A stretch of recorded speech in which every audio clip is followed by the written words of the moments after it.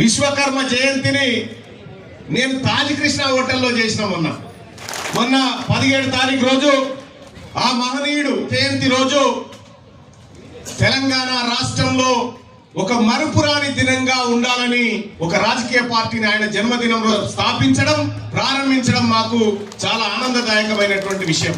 నేను చాలా సార్లు విశ్వకర్మల గురించి అనేక సార్లు మీడియా ముఖంగా అనేక విధాలుగా చెప్పే ప్రయత్నం చేసిన.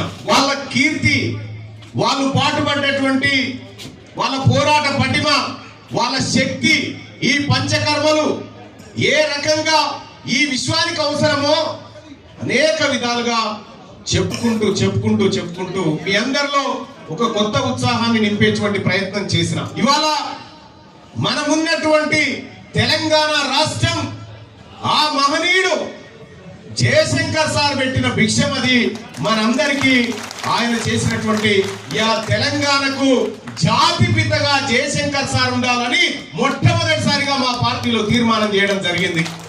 ఈ పంచకర్మలలో ఎంత శక్తివంతులైనటువంటి వ్యక్తులు ఉన్నారంటే ఈ సమాజాన్ని ముందుకు నడిపించి ఈ సమాజంలో జరుగుతున్నటువంటి అన్యాయాలను అక్షరీకరించి ఈ అన్యాయాలను వాదన రూపంలో తెరకెక్కించి సమాజాన్నంతా ముందుకు నడిపించినటువంటి జయశంకర్ సార్ పుట్టినటువంటి మహా పంచకర్మల జాతి మనది.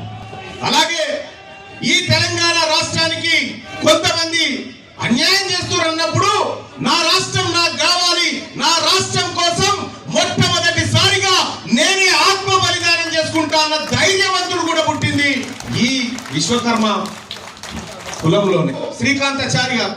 అంతేకాదు నేను బీసీల గురించి మాట్లాడుతున్నటువంటి సమయంలో శాసన మండలిలో నా కండగా నిలబడ్డ బిడ్డ కూడా మధుసూదనాచారి గారు కూడా ఈ జాతిలో పుట్టినటువంటి ఆనిముత్యమే.